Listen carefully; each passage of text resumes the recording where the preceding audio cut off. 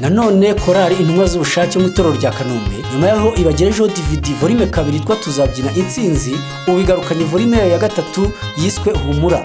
Muri izi ndirimbo harimo indirimbo zitandukanye zerekana imibereho duhura nayo muri nosi, kandi harimo nanone indirimbo izigaragaza kwiheba gutandukanye, ibibazo bitandukanye.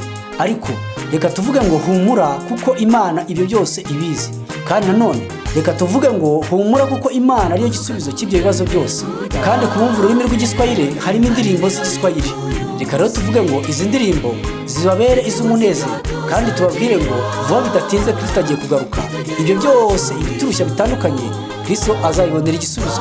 Reka tuvuge ngo humura, Yesu niwe gisubizo.